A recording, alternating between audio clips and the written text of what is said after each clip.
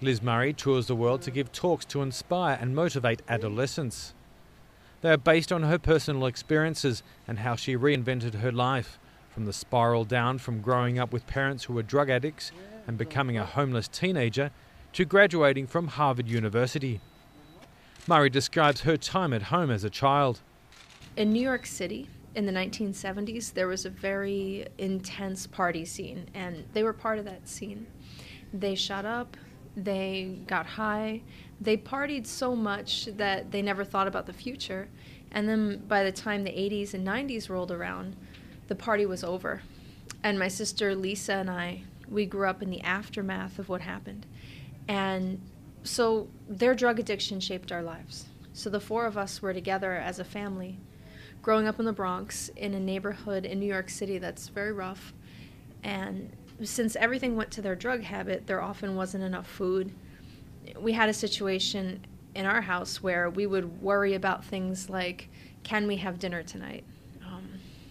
Will the lights go out? Will we have, like any clothes? Like, we just didn't ever have enough things, because if you just turn around and look in the kitchen, mom and dad have needles out and they're shooting up drugs. And that was a lot of how my childhood went for many years. But Murray's parents provided one thing that proved to be key. But one thing is that I think people are surprised to find out is, even though my parents were this way, they were also very loving. So that's the other side of it. They were very, very loving people. Like, my mom used to sit at the foot of my bed and she would share her dreams with me and talk to me, and she would kiss my face and tell me she loved me. My dad, he used to go to grad school and almost had a career, but then messed up. He used to take me on long walks and teach me everything he knew. In many ways, I grew up in a very loving household.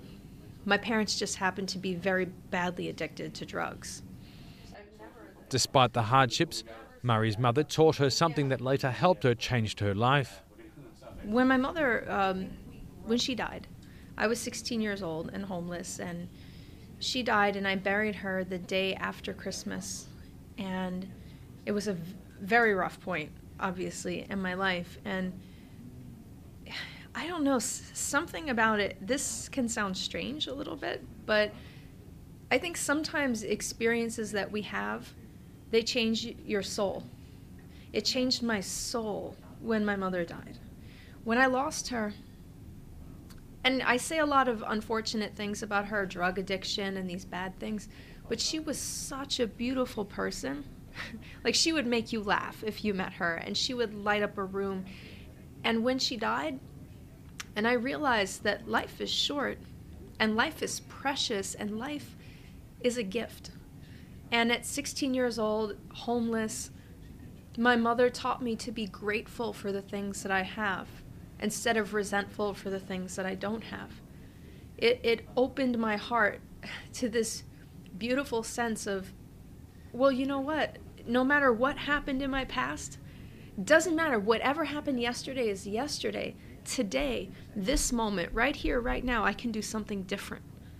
My mother inspired me and taught me that. So it was not necessarily about Harvard. It was not necessarily about being a good student.